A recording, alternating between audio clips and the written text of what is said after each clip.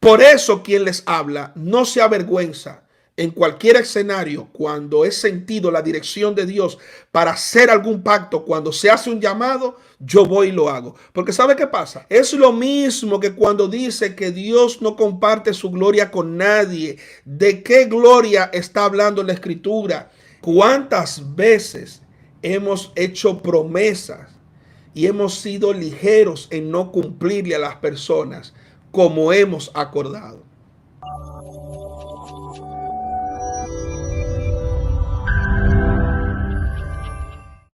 Habíamos enseñado que entre tantos principios de dar nos íbamos a enfocar en cuatro: hablar de las ofrendas, los diezmos, los sacrificios, y hoy pretendemos cerrar hablando de los pactos. Recordaremos que las ofrendas, a través de la escritura, pudimos darnos cuenta de que tienen el poder de hacer producir lo estéril. Hay momentos donde tenemos que seguir la dirección de Dios, y esa dirección de Dios apunta a que debemos levantar ofrendas delante de Dios. ¿Para qué? Para que logremos el objetivo, para que logremos alcanzar lo que el Eterno de antemano ha preparado para cada uno de nosotros en una situación X. Habíamos también enseñado con relación a los diezmos, un tema muy debatido en diferentes círculos, pero lo importante es que usted entienda que el hecho de que algunas personas violenten un principio, eso no hace que el principio sea invalidado. Y hay jurisprudencia bíblica, hay soporte bíblico que nos demuestran que cuando un hombre o una mujer se deja dirigir por Dios y utiliza esta herramienta como señal de adoración, pero también como señal de dependencia del Eterno, hay bendiciones que están vinculadas también a ella. Hablamos, número 3, de los sacrificios. Y decíamos que los sacrificios no debemos verlos en función de una carga o de un pesar, sino que los sacrificios en la Escritura envuelven el deseo del Eterno de que nos acerquemos a Él. Es como decir una justificación, un medio que Él estableció para que nos acercáramos a Él. En el día de hoy quiero hablar del pacto, los pactos o el pacto. Dice una definición básica de qué es un pacto: es apenas un acuerdo entre dos o más personas, dos o más partes, en las cuales los involucrados están obligados a cumplir con una serie de condiciones. Un pacto es una obligación, es un acuerdo que envuelve condiciones. Cuando seguimos investigando o desglosando el concepto de pacto, nos damos cuenta de que ese acuerdo está condicionado. Hay condiciones, hay puntos que se deben cumplir dentro de ese acuerdo. Cuando nosotros vamos a estudiar esto, nos vamos a dar cuenta, déjenme como siempre poder colaborarles en el chat con algunos conceptos. La palabra que se describe en hebreo como pacto es brit. Brit. La transliteración brit o berit nos habla de pacto, de alianza, de acuerdo. Cuando vamos a la escritura, al libro de Bereshit o de Génesis, específicamente en el capítulo 15, vemos algo que nos pudiera llamar la atención. Y es el hecho de que Dios está hablando con Abraham y le está diciendo, te voy a bendecir en gran manera. Te haré un pueblo grande, una nación grande y poderosa. En esa conversación y en esa revelación en la que está envuelta Abraham, dice la escritura que él pregunta, ¿cómo yo sabré que eres tú, que me vas a cumplir con lo que me estás diciendo? Estoy parafraseando el texto. Lea luego el capítulo 15 del libro de Génesis. Y Dios hace algo extraordinario. Y es que Él siempre buscará la manera de expresarse y de comunicarse con nosotros de una forma que estemos familiarizados y que podamos entender. Y en la época de Abraham, era costumbre cuando se hacía un pacto o un acuerdo de una naturaleza importante, pues sacrificar animales, partirlos a la mitad y las personas involucradas en ese pacto pasaban entre las dos mitades con un simbolismo que representaba que si yo no cumplo con las condiciones que a mí me corresponden, que a mí me acontezca como este animal. Cruzaba una parte y luego cruzaba la otra parte involucrada. Lo interesante en este relato bíblico es que nuestro Dios no tenía necesidad de hacer eso. Sin embargo, quería dejarle claramente a Abraham que él estaba comprometido con cumplir con sus condiciones. Y es como decir, yo te prometo que te haré una gran nación, yo te prometo que te voy a bendecir, que multiplicaré tu descendencia, y si yo no lo hago, que a mí alguien me parta la mitad, como hemos hecho con estos animales. Ahora, también quiero que establezcamos una diferencia entre dos palabras. Una de ellas es berit, la que les acabo de colocar en el chat, y la otra palabra es nader o nadar. No nadar en agua, no.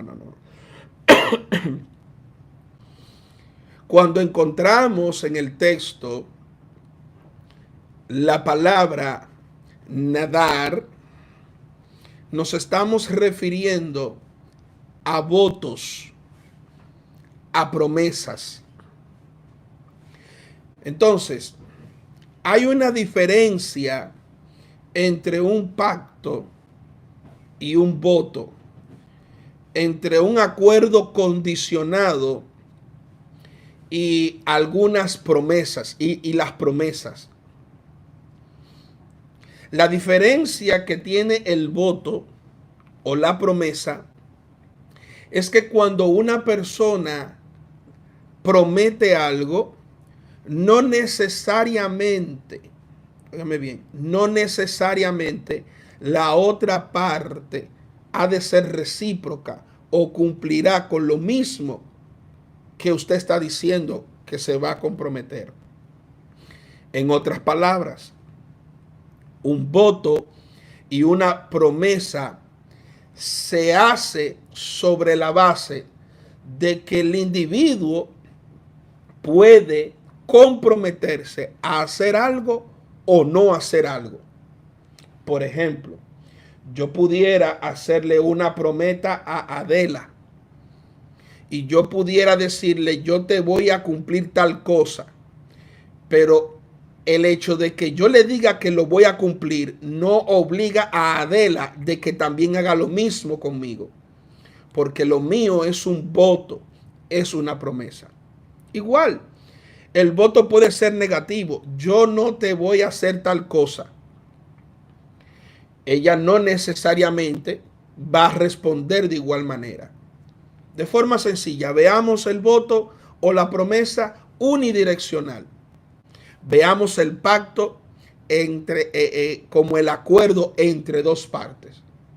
Cuando estoy bajo pacto, hay condiciones que no necesariamente serán las mismas que la tuya, pero ambos tenemos responsabilidades dentro de ese pacto. Con relación al pacto, vemos en la Escritura que hay necesidad de cumplir con los pactos que se hacen. En cambio, pudiéramos decir que el Eterno nos advierte, nos sugiere que seamos cuidadosos a la hora de hacer promesas. ¿Qué tiene que ver todo esto con nosotros dar a Dios de nuestro tiempo, de nuestras intenciones, de nuestro corazón, de nuestros recursos? Usted verá. Vamos a llegar ahí.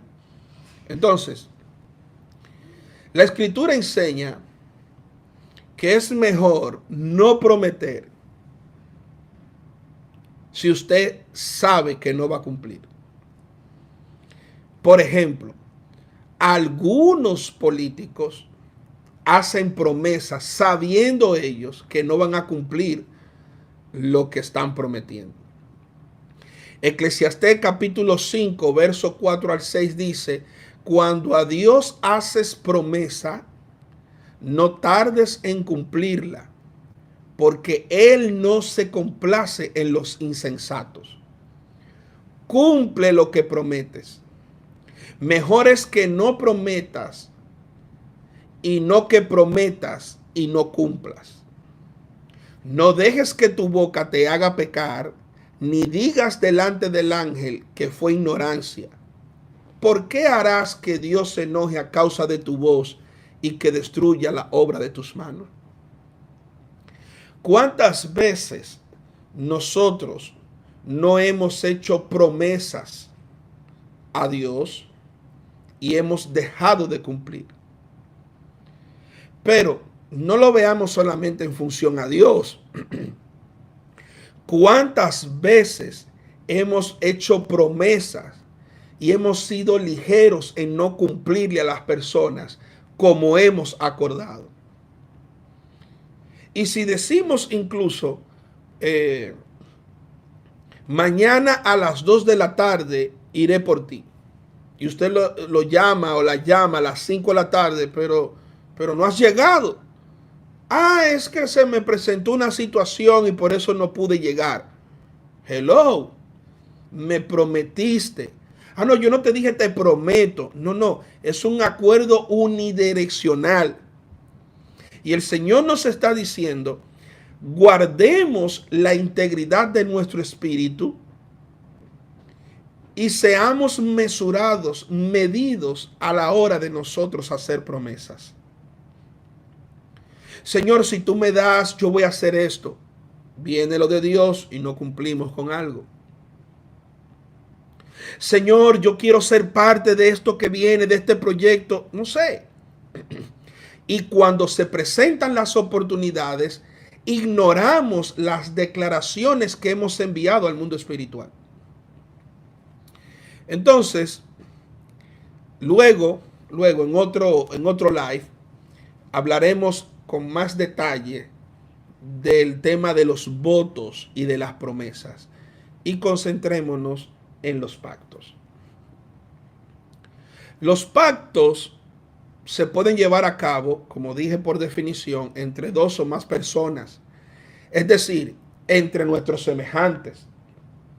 Yo puedo hacer un pacto con Bárbara, entre nosotros dos, pero también pudiéramos hacer un pacto entre un grupo de personas.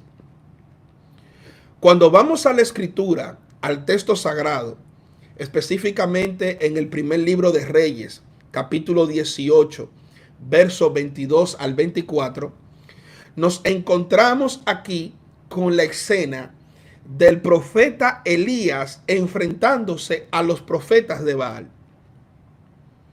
Y ellos hicieron una especie de acuerdo que estaba condicionado. El profeta dijo, vamos a buscar bueyes, vamos a hacer los sacrificios Y el Dios que responda con fuego o por fuego, ese será el Dios verdadero. Bajo este acuerdo, ambas partes tenían las condiciones y los puntos y las normas que tenían que cumplir. Estamos en presencia de un pacto y un acuerdo entre hombres. Ahora bien, eso nosotros lo asimilamos fácilmente. Lo que también asimilamos, número dos, fácilmente, es el hecho de que decimos que le servimos a un Dios de pactos, que le servimos a un Dios que ha sabido pactar con el hombre. Eso, perdón, Dios mío.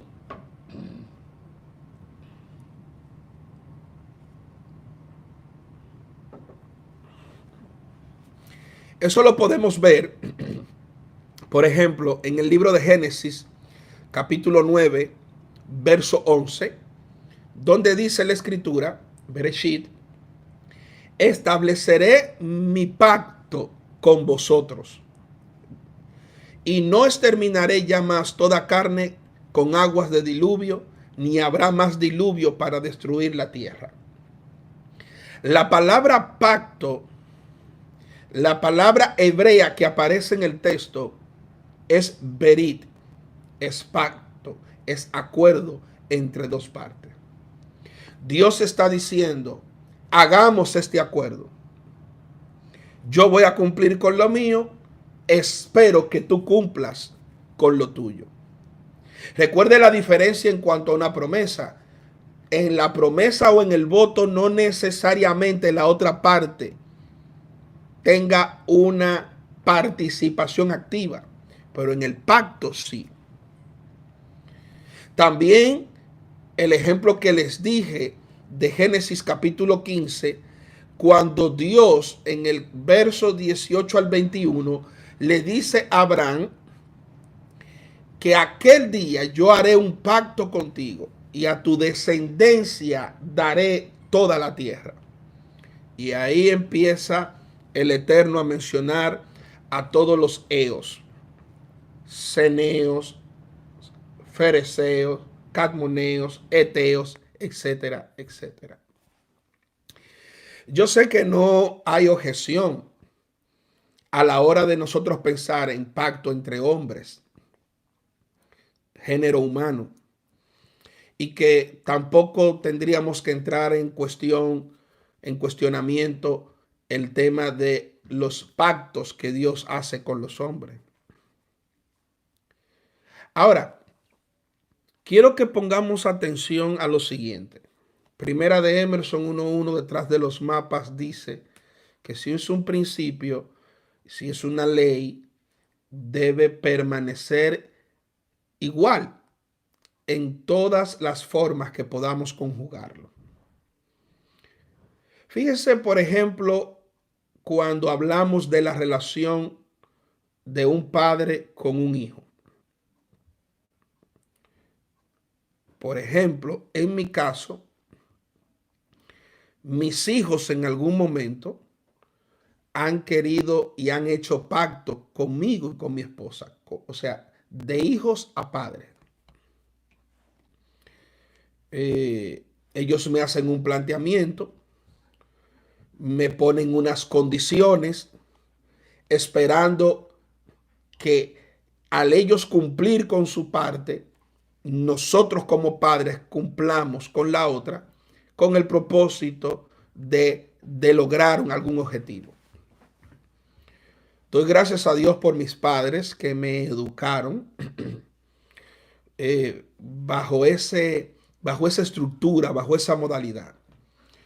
Porque humanamente el hecho de que yo sea padre no me hace un ser perfecto. Y yo pudiera estar teniendo una panorámica distinta y equivocada a la panorámica que pudiera estar teniendo mi hijo o mi hija. Por ejemplo, he conocido de casos donde los padres, cuando la joven está en una edad de adolescencia, han llegado a ser pacto de castidad, donde el padre se compromete a cuidarla y ella se compromete a guardarse para el matrimonio. Incluso compran un anillo como recordatorio y como símbolo de ese pacto y de ese acuerdo, donde el padre le dice: yo espero que este anillo, que representa el compromiso de tu guardarte, lo sustituya por el anillo de compromiso para tu boda. Eso, si bien no es muy popular ni muy frecuente, pero son cosas y son casos que se dan. Ahora, la pregunta es, ¿nosotros como padres podemos hacer pacto con nuestros hijos? La respuesta es sí. La otra pregunta, ¿mis hijos pudieran, planteando las condiciones y lo que buscan, pudieran hacer algún pacto conmigo? Por el ejemplo que les he dado, la respuesta es obvia. Claro que sí. Ahora, ¿cuál es el punto? Que dicen por ahí que Dios es nuestro Padre, que Hashem es nuestro Abba y que nosotros somos sus hijos. El asunto viene cuando la dogmática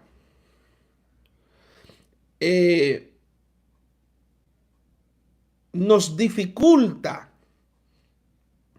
asociar a nuestro Padre y Creador como con una naturaleza humana para ciertas cosas, pero para otras cosas sí se las atribuimos. ¿Qué quiero decir?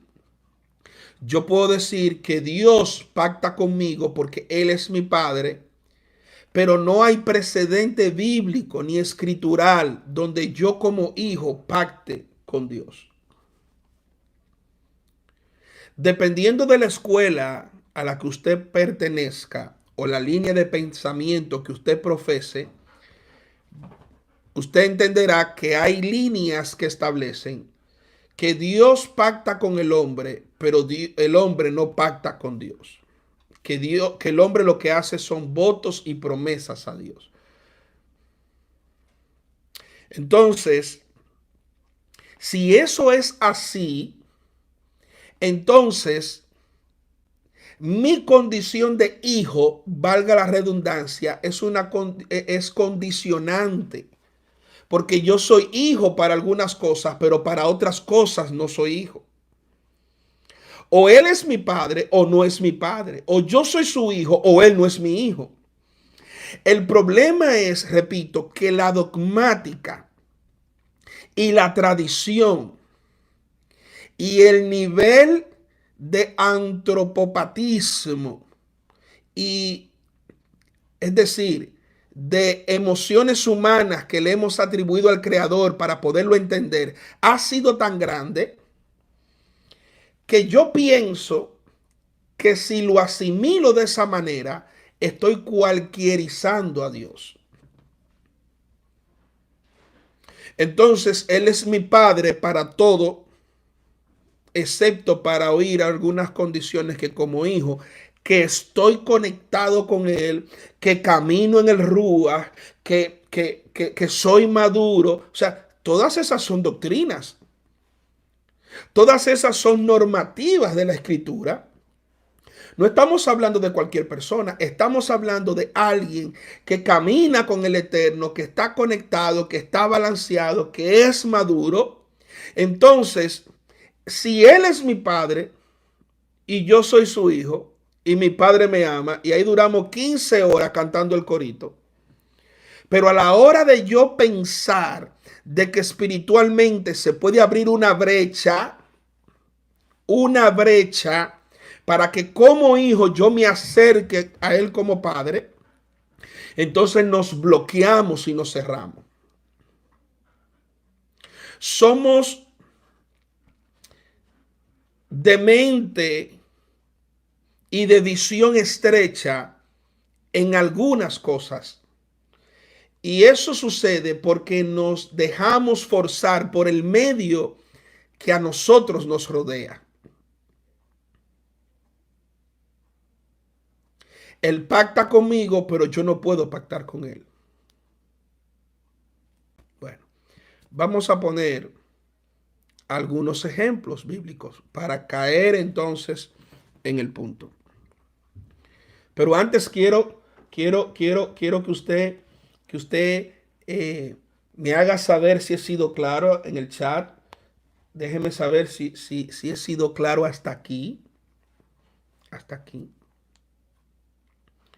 Se supone que si estoy en un nivel espiritual elevado, las condiciones, primero lo que quiero y las condiciones que pondré para lo que quiero estarán alineadas a su voluntad. Ahora, ¿en qué parte el ser humano no reúne las condiciones para establecer los parámetros del acuerdo o del pacto? En aquellos acuerdos o pactos que estén vinculados con el diseño eterno. Yo no puedo venir ahora y decirle a Dios, mira, vamos a pactar de esta manera, vamos a acordar de esta manera. Todo lo que tú pensaste que ibas a hacer para reconciliar a la humanidad contigo, para que pudiéramos volver a ser uno contigo, por mi preparación y por mi cosmovisión, entiendo que debemos hacerlo así. No. Es lo mismo que cuando dice que Dios no comparte su gloria con nadie. ¿De qué gloria está hablando la Escritura? Está hablando de la gloria que envuelve que Él es el único ser que debe recibir adoración, que Él es el soberano, que Él es el creador, dueño de todo. Pero no ponga usted a Dios diciendo que no, Aleida Lovera hace un arroz con maíz delicioso. La gloria de Jehová. El arroz con maíz bueno lo está haciendo Aleida Loveras. No es de esa gloria que se está hablando. Es como si mi hijo viniera donde mí a hacer un pacto conmigo. Oiga esto, oiga esto. Papi, yo quiero hacer un pacto contigo. A partir de ahora, yo seré tu papá y tú serás mi hijo. No, no hay manera de que yo como padre acepte un pacto de esa naturaleza. En cambio, por ejemplo, mi hijo, tienes que acostarte a las 10 de la noche porque vas para la escuela mañana. Pero mi hijo viene donde mí o mi hija y me dice, papi, mira, yo me voy a comprometer a no molestarme ni a que sea difícil el levantarme y prepararme. Me voy a levantar tempranito, tranquilo, sin problema. Si me dejas acostarme a las 11, él quiere acostarse más tarde y me pone una condición. Yo me voy a acostar más tarde, pero me voy a levantar contento. Y lo que tú como padre vas a cumplir es que me vas a extender una hora. Es un pacto, es un acuerdo. Ahora él no puede venir a decirme a mí lo que un hijo nunca será para un padre es su papá. Puede saber más que su papá, puede tener más que su papá, puede llegar más lejos que su papá, pero el hijo siempre será un hijo. Y cuando el espíritu de la Torá nos habla de que Dios pacta con el hombre, fíjese que los pactos que la Biblia hace énfasis que Dios hace con el hombre están vinculados al diseño eterno, no a las situaciones de... Yo necesito, por favor, aparte de Belki Naranjo, que alguien me diga si está claro. Israel Canto pregunta, la pregunta que hace todo el mundo cuando se habla de pacto. Lo que hizo Jefté. Yo te prometo, Israel, que haremos un live solo para hablar de eso. Pero no es un pacto como nosotros lo vemos. Acuérdense que la Biblia que leemos, la que llegó a nuestras manos, por ejemplo, donde quiera que usted ve ley, no es ley necesariamente, puede tener otras acepciones. Lo mismo sucede con pacto. Cuando estudiamos el texto sagrado, el texto antiguo, nos damos cuenta de que hay diferentes conceptos. Por eso al principio hablé de nader, que son votos y promesas, y hablé de brit, que es pacto. Son dos cosas diferentes. Entonces, déjeme ver. Gracias, Lisbeth, por decirme eso. Ahora, usted, le repito, respeto su escuela, pero mi pregunta, ¿qué usted hace ante el cuestionamiento de gente preparada que le dice, no, eso no es bíblico? Muéstrame que no es bíblico, pero usando fundamento bíblico, no interpretaciones. ¿Por qué yo digo no interpretaciones? Porque yo no puedo decir nader donde el texto sagrado dice brit. Ahora, si yo no voy a hacer esa diferenciación entre una cosa y otra, y donde quiera que yo vea promesa, acuerdo, alianza, voy a poner pacto, entonces somos susceptibles a equivocarnos. Y vamos a llegar al punto que queremos llegar. Voy a poner algunos ejemplos para ir cerrando. Pudiéramos buscar mucho tiempo para eso.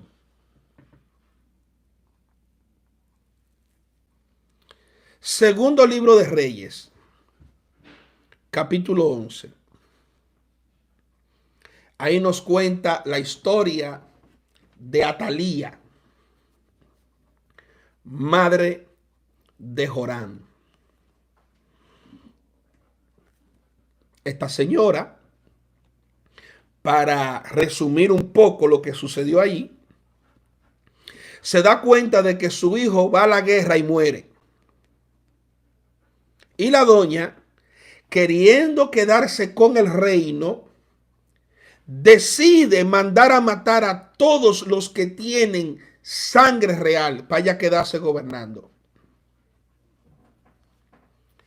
Lo único que ella no había contado o no tenía dentro de su cálculo es que en medio de su aberración mental y de su desequilibrio, Hashem iba a preservarle la vida a alguien de linaje puro. El malo maquina con su maldad, pero dentro de su maldad ignora que Hashem preservará su propósito. Y dice la escritura que tomaron a Ocosías y lo escondieron en el santuario por 6 años. Y la señora por 6 años gobernó como la verduga. Yo soy la reina, la más fuerte de aquí. Ahora dice la escritura, léalo por favor, más adelante. Segundo libro de Reyes, también está en Crónicas la historia. Hay diferenciación en la narrativa entre ambos libros, pero no son contradictorias, sino que fueron editadas por personas distintas, con cosmovisión distinta. Sin embargo, la esencia se mantiene. Joiada, el sacerdote, cuando se cumplieron 7 años, reunió a todo el mundo y dijeron, señores, miren, este muchacho es el rey legítimo. Así que vamos a ponernos todo en lo que tenemos que ponernos, vamos a hacer lo que es correcto y vamos a ungir a este muchacho y vamos a presentarlo delante de la impostora. ¿Y qué dice la escritura? ¿Qué pasó? Que cuando Atalía ve el murmullo, oye el murmullo y ve el movimiento, dice, ¿qué es lo que pasa aquí? Y ve al muchachito. Yo me imagino que ella dijo como los videitos, oh no, oh no, oh no, oh no. ¿Saben qué dijo esa bárbara sasasasasa? Gritó, traición, traición. ¿Y cómo termina la historia? Ponen como rey al legítimo. Pero mire lo que dice segundo libro de Reyes, capítulo 11, verso 17. Entonces Joiada, el sacerdote, no estamos hablando de Dios, después que se arregló todo, entonces Joiada hizo pacto entre Jehová, el rey y el pueblo. ¿Cuál era el pacto? De que serían pueblo de Jehová. Y asimismo, entre el rey y el pueblo hicieron pacto. Óigame esto aquí. Lo busqué en el texto antiguo. Y la palabra que aparece ahí no es nader, es brit. Me dice que hicieron pacto. El sacerdote hizo pacto entre Jehová, el rey y el pueblo. Pero este pacto, ¿en qué consistía? En que todos nosotros vamos a procurar andar correctamente. Eso no altera el diseño eterno. Usted no va a encontrar en la historia del libro de Reyes ni de Crónicas que Dios se opuso a ese pacto. El problema es que nosotros queremos ser muy generales cuando nos conviene y muy específicos cuando nos conviene. Pero la palabra de Dios es viva y es eficaz.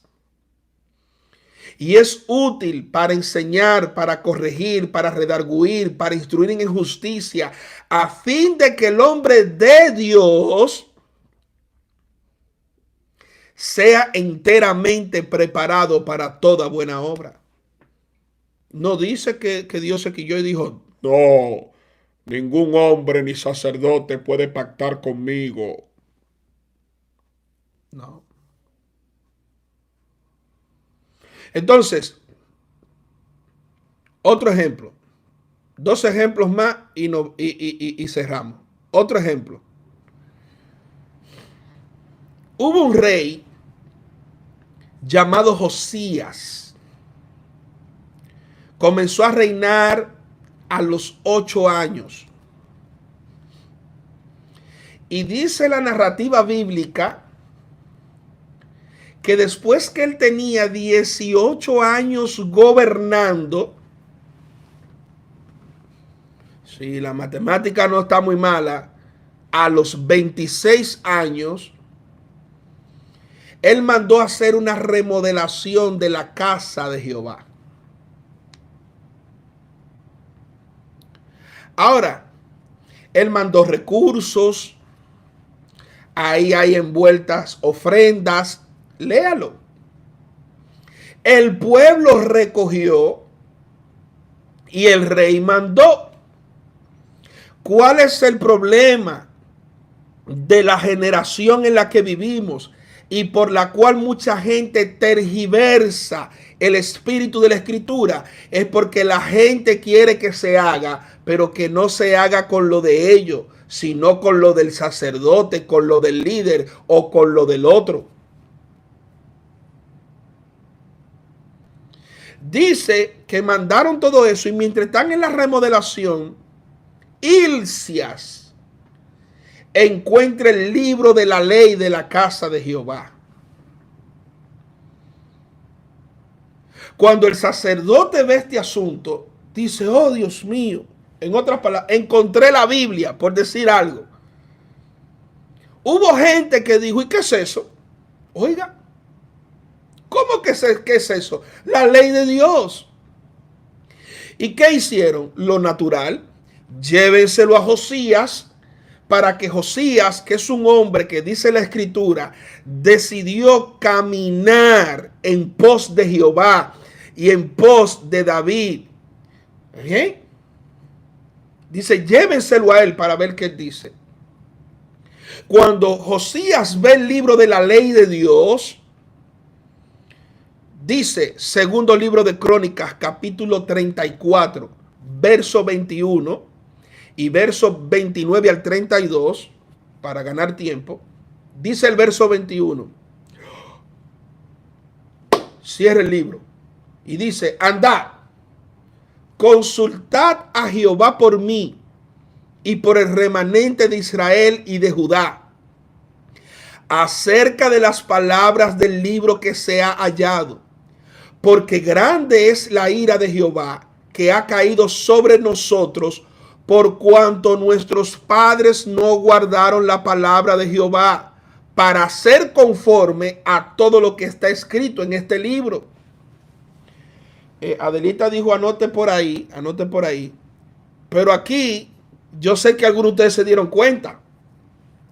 Es el pueblo de Dios, pero tenía 18 años para ayudarlo. 18 años el libro perdido y todo el mundo viviendo conforme a lo que entendía. Y dice la escritura que el rey Josías dijo, nuestros padres no guardaron la palabra de Jehová para hacer conforme a todo lo que está escrito en ella. Oiga, voy despacio. Cuando leemos la historia de Josías, nos damos cuenta de que él no solo mandó a remodelar el templo, sino que restauró todas las cosas, los sacrificios, las funciones dentro de la casa del Señor. Pregunta de examen. Si yo decidí comportarme como David, mi padre, pero encuentro un libro y me doy cuenta que nuestros padres no hicieron, es decir, hubo cosas, y perdónenme si esto le ofende, hubo cosas que David dejó de hacer. Le pongo un ejemplo sencillo. David sabía por la ley de Dios que había que celebrar Pesaj. Pero usted no va a encontrar relatos de que David celebró Pesaj. Sí, yo sé, la gente le va a decir para querer rescatar y decir, no, se sobreentiende de que David, que tenía el corazón conforme a Hashem, celebró Pesaj. No. Hubo cosas que los reyes que caminaron conforme a Dios dejaron de cumplir. Es para que usted entienda el nivel del lío que había ahí. Ahora, cuando Josías recibe el libro, lo manda de vuelta a donde Hilcías y dice, bueno, busquen dirección de Dios para ver qué tenemos que hacer. Y aparece Hulda, la profeta. Y dice, oiga eso, una profetisa. No era una profetisa, era una mujer que no, profetiza, no lo complique, lo dice ahí. Y cuando abordan a Hulda y le preguntan, Hulda dice, todas las maldiciones que tiene este libro serán sobre todos aquellos que no guardaron la ley de Jehová. Pero, léalo, pero a Josías, déjame ver, aquí no puse la nota, ok, pero a Josías dile que él está frío con Jehová. Frío en dominicana es está bien delante de Dios. Dice la escritura en segundo libro de Crónicas 34 que la profetisa dijo de parte de Dios que por cuanto te preocupaste por hacer las cosas conforme al corazón de Dios, tú morirás en paz. Pero todo eso se lo dije para llegar al punto.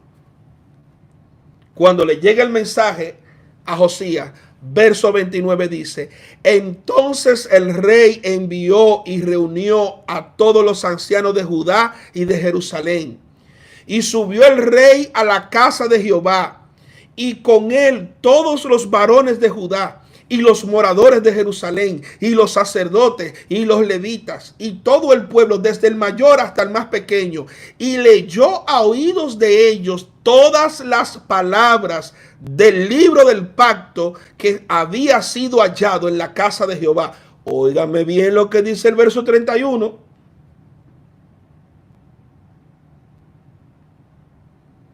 Verso 31 dice, y estando el rey en pie en su sitio, ¿de quién está hablando? Del rey Josías, con 26 años.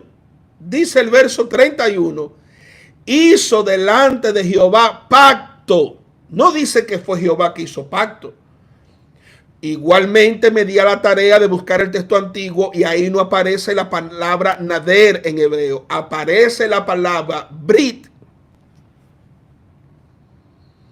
Dice, hizo delante de Jehová pacto, ¿el qué? De que las estaciones del año iban a cambiar, de que ya Dios iba a tener, no tenía que ver con el diseño eterno. Dice, hizo delante de Jehová pacto de caminar en pos de Jehová y de guardar sus mandamientos, sus testimonios, sus estatutos, con todo su corazón y con toda su alma, poniendo por obras las palabras del pacto. Aquí, aunque aparece pacto 2 veces, no está hablando del mismo pacto. Yo estoy haciendo un pacto contigo ahora de que me voy a comprometer de que todo el mundo guarde el pacto que había y no se estaba guardando. ¿Cómo usted me prueba eso, pastor? Vamos a seguir leyendo. Porque en todos los niveles de interpretación que usted lo ponga, va a decir lo mismo. Dice, verso 32. E hizo que se obligara a ello todos los que estaban en Jerusalén y en Benjamín, y los moradores de Jerusalén hicieron conforme al pacto de Dios, del Dios de su padre. Es decir, Josías como rey, como autoridad, y no encontramos a Dios contradiciendo esto, como autoridad hace un pacto donde dice, aquí todo el mundo tiene que guardar el pacto que Dios hizo con nosotros. La obligación no era en que había que servir a Dios obligado. La obligación era en que usted tenía que observar la ley y que sea la ley la que usted mismo lo juzgue. ¿Ok? Por último, por favor déjenme saber si hasta ahora he sido claro.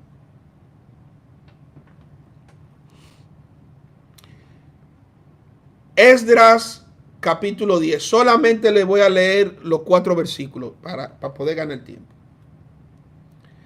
Hay una situación en Judá complicadísima. Porque es bueno que usted sepa que después de lo que hizo Josías, el pueblo se volvió a corromper. Eso pasa desde siempre y hoy en día pasa también. Donde Dios revela, hace cosas extraordinarias y hay gente que mientras está asustado busca la ley de Dios, pero después se le pasa.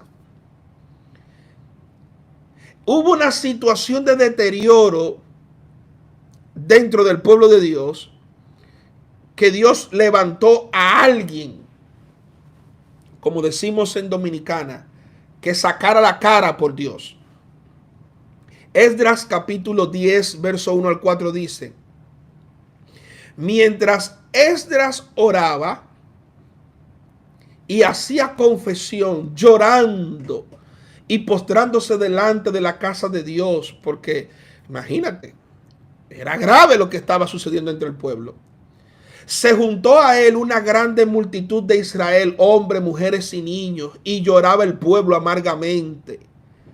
Porque era que el pueblo estaba recibiendo chucho, no porque Dios quería castigarlo, sino por la consecuencia de vivir de espalda al libro de la ley de Dios.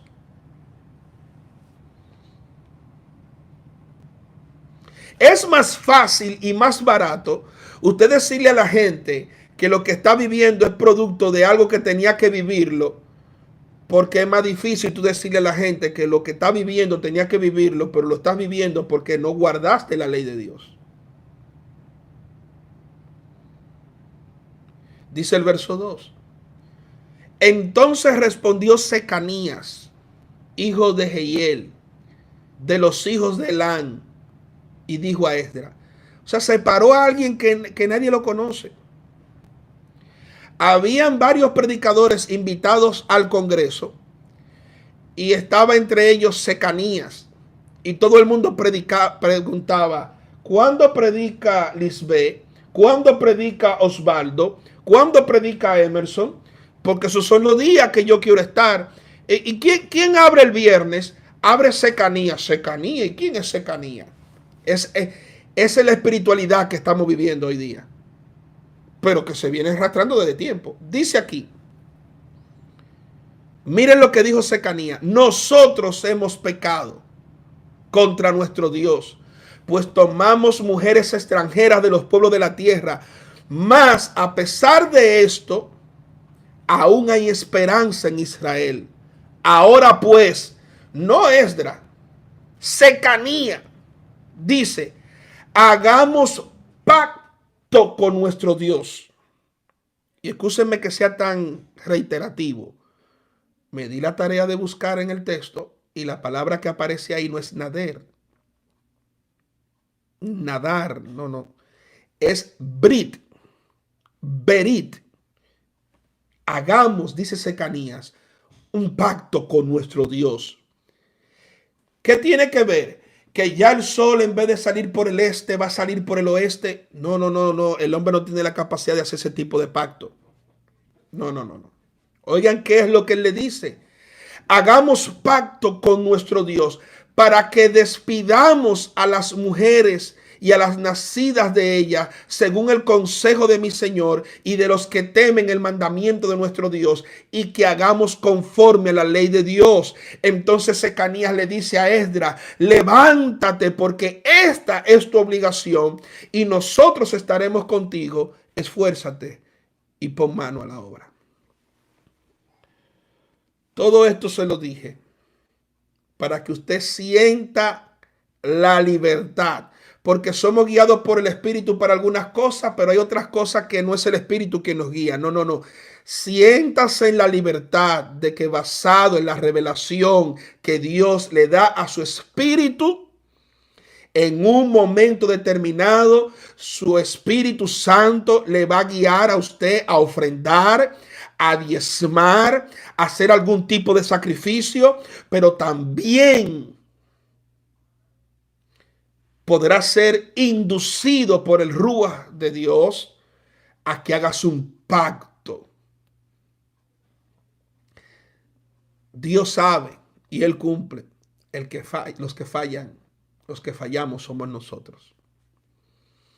Por esa razón, mis hijos, amados, asociados,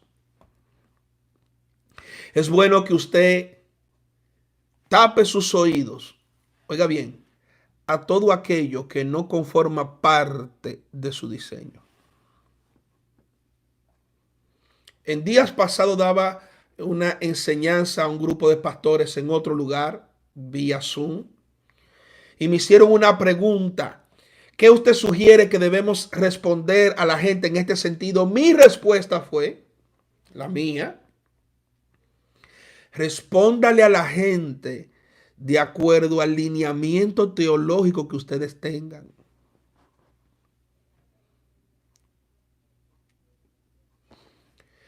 Muchas veces se nos han escapado humanamente de las manos bendiciones porque no hemos sabido pactar con nuestro Dios.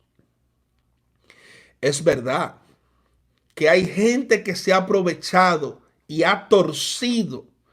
Y ven y pacte. Y ven, el llamado a pactar con una ofrenda es válido. Lo que no es válido es que tú hagas pacto sin estar dirigido por el Espíritu para hacerlo. Yo lo voy a decir de nuevo. Por ejemplo, Luis Orengo está ministrando y de repente estamos partiendo. Esto es como en los juicios.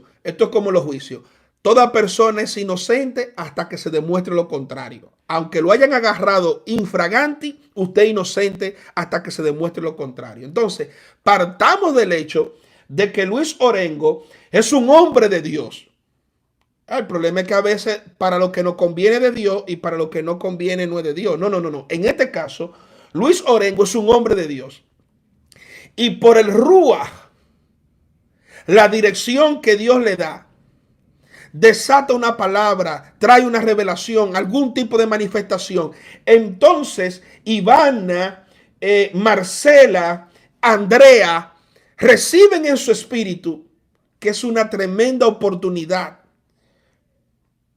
para considerar algunas condiciones que deben cumplir para poder lograr algo y deciden pactar con Dios, tomando como apoyo la palabra que han recibido. Pero en ese mismo instante, Luis Orengo dice, venga y pacte por esta palabra. O sea, más claro de ahí, usted lo quiere decir, usted lo que no quiere dar, pues ya, más claro de ahí yo no lo puedo explicar. Escríbale a la Escuela de Formación Hamashia para que se lo explique. Más fácil de ahí no se lo puedo explicar.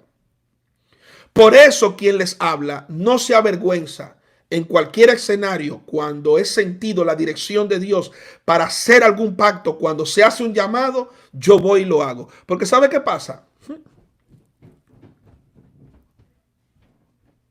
Que muchas veces se hace el llamado a pactar por algo y vamos y pactamos incrédulos. Nuestra alma no está conectada. No hay cabaná, no hay intención. Nuestras cabanot, nuestras intenciones no son las correctas.